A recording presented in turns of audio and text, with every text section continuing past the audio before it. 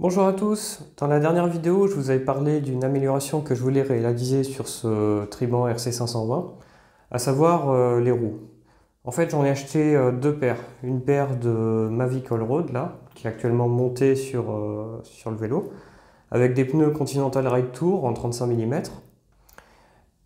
Alors cette paire elle est plus orientée gravel, parce qu'elle a des jantes assez larges, 22 mm quand même. Donc c'est plus adapté pour tout ce qui est gravel, aller dans les chemins, etc. Alors l'autre paire par contre, c'est plus une partie... voilà. L'autre paire, c'est plus une paire de route en fait. Voilà, donc c'est des Mavic Axiom, basiques. Voilà, freinage à disque également. J'ai pu aussi également tester des roues de 26 pouces. Alors, je vais vous les montrer. Donc ces roues de 26 pouces, en fait, je les avais sur un VTT. Voilà. Donc basique avec du coup des freins à disque. Donc j'ai pu également les monter. Par contre, en largeur de pneu, là, je suis à 1,5 pouces. Et il fallait pas tellement plus parce que sinon ça passe plus, notamment au niveau des bases à l'arrière. Alors si vous souhaitez faire ce genre d'upgrade, il y a faut faire attention un petit peu à ce qu'on fait. Parce que maintenant, on ne peut plus acheter des roues quasiment les yeux fermés, juste en veillant à ce que ce soit un corps de roue libre Shimano et Campagnolo et fait à vie. C'est plus possible actuellement avec l'évolution, avec les disques, les axes traversants, tout ça. Mais je vais y revenir un tout petit peu plus tard. Alors du coup, je me suis procuré deux autres disques pour pouvoir la monter sur la paire de route. Contrairement aux disques d'origine, ceux-là sont lisses, ils n'ont pas les usinages comme les autres disques. En fait, les usinages qui sont en travers permettent, enfin c'est ce qui est marqué sur leur site en tout cas, permettrait de dégager en fait tout ce qui est boue ou autre saleté qui viendrait se mettre entre les plaquettes et les disques. Pour manipuler les disques, il faut bien entendu éviter de toucher ici avec les doigts comme ça à nu parce qu'on a toujours un peu de gras et notamment si on fait un peu de mécanique, qu'on a un peu de gras sur les doigts, ça a tendance à vite contaminer les plaquettes. Autre chose aussi concernant la visserie pour les disques, surtout utiliser les vis ici Torx fournies fournies avec le disque. Parce que la plupart en fait, des vis qui sont, par exemple, si vous voulez vous procurer des vis à bricolage, elles sont d'assez mauvaise qualité et sur un freinage à disque où il y a quand même des contraintes importantes, il faut vraiment utiliser des bonnes vis. Donc au moins utiliser celles qui sont prévues pour. Et dernier conseil concernant la visserie, si vous réutilisez justement des vis qui ont été démontées une fois, n'hésitez pas à remettre du frein filet. Du moyen, hein, pas du fort, parce que bon, c'est de la sécurité, donc il faut que ça reste ici bien serré. Concernant la transmission, j'ai repris une cassette de 1134 parce que juste j'adore l'étagement, je le trouve constant, c'est pas mal. Sur le corps de roue libre, on a plus de degrés d'engagement que les roues d'origine. C'est-à-dire qu'il y a 44 degrés enfin il y a 44 dents. Ouais, c'est ça. Il y a 44 dents, du coup ça fait un... Il n'y a pas beaucoup d'écart entre chaque clic, quoi. Donc voilà, c'est assez intéressant, notamment sur la pratique plus gravel. Mais c'est valable aussi bien pour les Axiom disques là, que sur la paire Mavic Allroad. J'ai finalement pris des Mavic pour deux grosses raisons. La première parce que le délai de livraison de mon Vélociste était assez long. Il y a énormément de délais pour les obtenir en ce moment. Je ne sais pas si c'est l'engouement du gravel ou qu'il y a une espèce de pénurie en ce moment, qu'on n'arrive pas à avoir les pièces facilement. Mais bon, ou peut-être tout simplement qu'ils construisent plus de vélos et du coup que les constructeurs font plus appel à eux, je sais pas. Je sais pas exactement. Mais j'ai encore le choix, je peux encore maintenir la commande ou je peux l'annuler, mais je pensais l'annuler, je ne sais pas encore. Mon choix, il n'est pas purement arrêté. Alors il y a une autre raison, c'est que Mavic il fournit directement des adaptateurs sur ses roues. C'est-à-dire que ici, là, on a des adaptateurs pour pouvoir adapter le focus, voilà. Ici, ça c'est un petit adaptateur qui permet d'ici de mettre une attache rapide. Et pareil ici de l'autre côté. Donc ça par contre, côté cassette, il faut que la cassette soit démontée pour pouvoir retirer celui-là et mettre celui-là. Alors comparativement aux roues d'origine, les Mavic, donc à la fois les Axiom, je parle, à la fois les Axiom et les Allroad, on ne gagne pas tellement en légèreté. C'est-à-dire qu'on est à 2 kg sur la paire d'origine, et je crois que c'est 1,95 kg pour les Allroad et 1,9 kg pour les Mavic Axiom. Donc par contre, sur le comportement, il y a eu beaucoup plus de changements. Un autre truc aussi, c'est que le comportement de la roue, il est aussi beaucoup dépendant de la pneumatique que vous allez mettre dessus. Si vous avez des pneumatiques lourdes, un peu comme il y a ici là, sur les Mavic Allroad, c'est des pneus qui font quand même dans les 600 grammes. Donc ça fait vite, ça fait un petit peu lourd à emmener.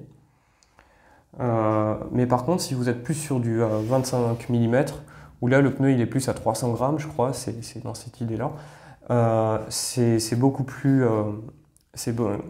réactif, quoi. Sur la paire de route, le confort il est plutôt bon, parce qu'en fait, vu que je suis en 25 mm, je gonfle que vers 6 bars et demi, 6 bars et demi à l'arrière, je mets 6 bars à l'avant.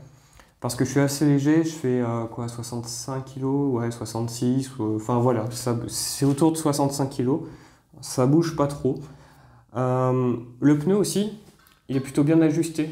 C'est-à-dire qu'en fait, le flanc ne ressort pas sur le côté ici, là où je passe mon pouce. Ça a tendance à le faire avec certaines roues, plus qu'avec d'autres, mais là, l'angle, il est assez bien. Je trouve que c'est pas mal. Alors, on sent que les roues sont plus réactives, mais là, c'est que mon ressenti personnel, c'est-à-dire c'est pas une mesure physique, notamment avec cette paire-là de Axiom, avec les pneus de 25. Sur la paire Allroad, avec les pneus larges, du coup, le confort il est pas mal du tout non plus, parce que on est un peu plus bas en pression. Je suis à tout juste 4 bars. Je peux pas tellement descendre davantage en pression parce que ça commence à être limite. Après, sur asphalte, je commence à perdre un peu, je trouve. Après, c'est peut-être qu'un ressenti. Mais voilà, pour l'instant, je peux pas passer en tubeless alors que la paire de Allroad derrière est compatible, tubeless. Et les Axiom, là, elles le sont pas. Faut prendre le modèle UST pour que ce soit compatible tubeless. Alors, avec les roues de 26 pouces, on peut descendre davantage en pression. C'est-à-dire qu'au lieu d'être à 4 bars ou quoi que ce soit, là, je suis plus à 3, voire 3,5 grand max, et ça suffit, vu que j'ai un peu plus de volume d'air dedans. Et du coup, c'est encore plus confortable, quoi. On sent quasiment plus les trous, voilà. Il y a aussi la transmission qui devient plus courte, du coup, parce que vu que la circonférence de la roue est moins grande, une roue de 700, c'est 2,2 mètres à chaque tour de roue. Et une Crossride en 26, là, je sais plus, mais c'est quand même bien inférieur. Par contre, il y a un truc de sûr, enfin à mon goût, hein, c'est qu'avec les anciennes roues, j'arrivais pas à passer par-dessus le vélo en freinant fort du frein avant, c'est-à-dire faire un soleil. J'arrivais pas à lever la roue arrière, tandis qu'avec ces roues-là, là, toutes les roues que je vous ai montrées, les Crossride, les Allroad, les Axiom, là, par contre, je peux passer littéralement par-dessus le vélo si je freine suffisamment fort avec le frein avant. Alors, il n'y a eu aucune modification de frein, c'est-à-dire que les garnitures, c'est toujours la même, c'est des semi-métalliques, elles sont d'origine, hein. Ça se bouffe vraiment tout lentement, les freins à disque. C'est pratique pour ça, d'ailleurs. Les disques, c'est pareil. Le disque avant est retourné sur l'avant, le disque arrière est retourné sur l'arrière. J'ai pas fait de modification. Sinon, la comparaison ne serait plus valable. Alors bien sûr, il y a d'autres différences. Donc il y a aussi le profil de la jante qui est assez bas sur la paire Axiom de route. La paire Allroad aussi. La section, en fait, comment c'est fabriqué à l'intérieur, c'est connu sur les documentations Mavic, Mais sur les roues d'origine, ça je peux pas savoir, à moins de couper une section des roues d'origine, je peux pas le savoir. Et de toute façon, elles ont été expédiées parce que je les ai vendues. Je les ai vendues il y a de ça peu, donc je les ai expédiées à l'autre bout de la France, donc maintenant je peux plus vous les montrer. Autre chose aussi, c'est la géométrie du rayonnage et leur tension. Sur les Mavic, on est à 24 rayons au lieu de 28 sur les origines. Concernant la géométrie, on a un petit peu de différence, c'est-à-dire que l'angle il est un peu plus ouvert entre les rayons, mais bon, c'est un peu logique. Et le type de fixation n'est pas le même. Alors j'ai tenté de chercher sur internet quel était l'avantage ou l'inconvénient d'avoir des rayons avec des têtes plates, là, comme ça. Et malheureusement, j'ai pas réussi à trouver de réponse claire. Parce que, si vous voulez, c'est beaucoup du forum ou c'est du ressenti, machin, ah je préfère ci parce que ça, enfin... C'est compliqué. J'ai pas vraiment d'éléments tangibles, quoi, où il y a un ingénieur qui dit bah, c'est ça pour ça, c'est ça pour ça. Enfin, voilà. Alors, par contre, ce qui est sûr, c'est que c'est plus compliqué de trouver des rayons à tête plate que des rayons en J, là, avec le départ en J, parce que le rayon en J, en fait, c'est toujours assez... c'est toujours un standard, quoi. On utilise très souvent ça encore, donc si vous êtes dans un voyage à vélo ou quoi que ce soit, c'est peut-être plus pratique si vous pétez un rayon d'en trouver un avec un en J. Et enfin, côté moyeu, ils sont un petit peu plus larges, les moyeux Mavic. Mais bon, après côté roulement, je pense que les Mavic sont meilleurs, mais j'ai pas été démonté pour vérifier. Mais c'est des roulements type un peu industriel, là, comme on retrouve dans les moteurs triphasés. Ça doit être ce genre de roulement, donc c'est pas mal du tout, quoi. Donc même si un roulement il éclate, qu'il est en 1000 morceaux, contrairement aux anciennes roues où c'était directement des billes avec des cuvettes, là vous endommagez directement le moyeu et il fallait remplacer le moyeu ou changer de roue directement. Alors que là, si vous éclatez le roulement, ben, le roulement en fait il a toujours la même forme extérieure et il ne va pas endommager, enfin, sauf conditions exceptionnelles bien entendu, et il ne va pas endommager votre paire de roues. Alors maintenant, on va passer aux choses sérieuses. On va parler de compatibilité. Il va vraiment falloir faire attention avant d'acheter avant d'acheter des roues pour ce vélo, parce que le problème, son principal problème, c'est l'utilisation d'attaches rapides, qu'on appelle aussi QR dans les fiches techniques ou Quick Release. Alors les roues de gravel aujourd'hui elles sont vendues principalement, enfin surtout les roues de gravel jantes larges, voilà 22 mm ou plus, elles ont des axes traversants. Et donc c'est un axe creux en fait, c'est un tube et qui vient directement fixer la roue sur le cadre. Voilà. Sauf que là il n'est pas possible de convertir ce cadre en axe traversant. Le vélo, il est construit, voilà, il a été conçu comme ça, bon, voilà. On pourrait remplacer la fourche pour le passer en traversant, mais on n'aurait toujours pas de traversant à l'arrière, parce que là, par contre, c'est vraiment impossible. Mais bon, ce serait coûteux quand même ce serait très coûteux, assez onéreux de remplacer que la fourche pour juste une roue, quoi.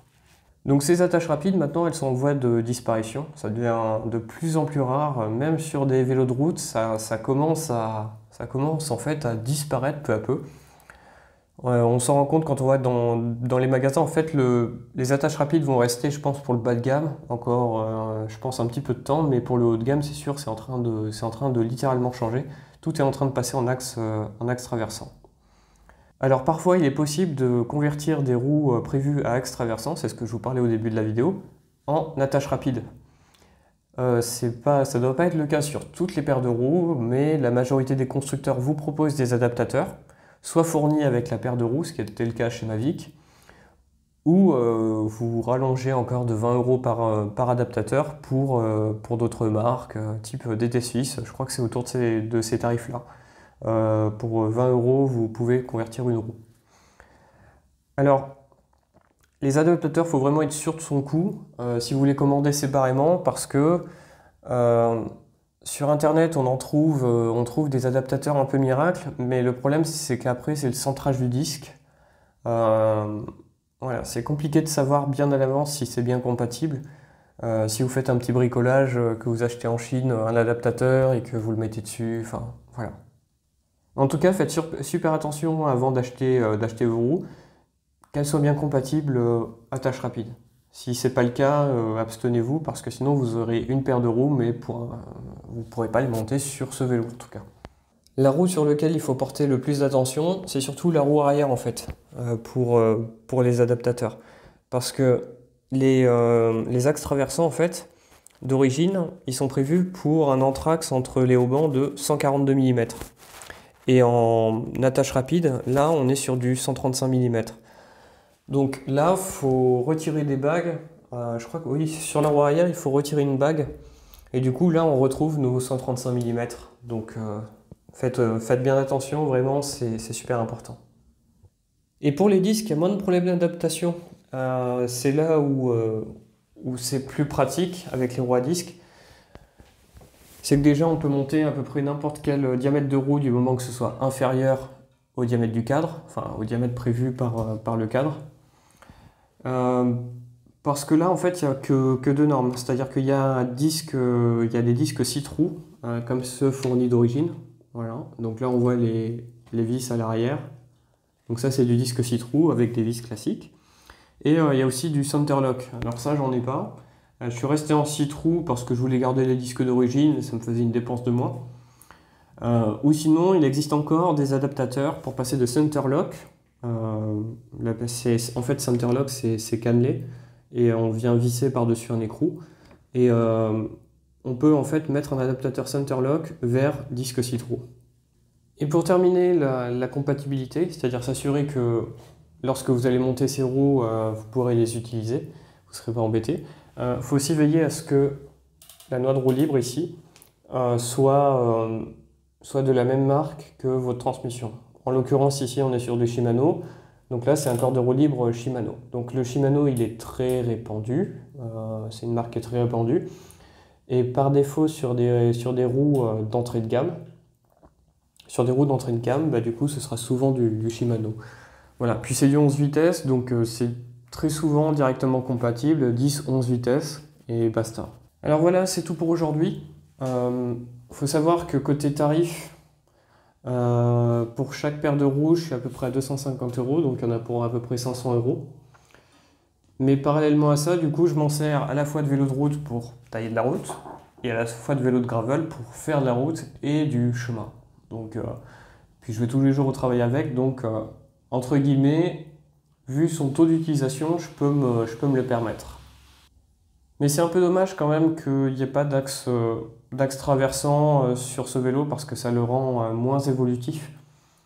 Notamment par exemple, il y a la version gravel qui est plus chère, autant mettre des axes traversants, quoi, je sais pas.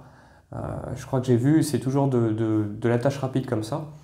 C'est un peu décevant quand même, il y a 150 € de plus et pourtant il n'y a pas ça. C'est dommage. Mais bon, voilà. Il y aura peut-être une prochaine vidéo sur la transmission parce que j'ai dans les cartons un voyage.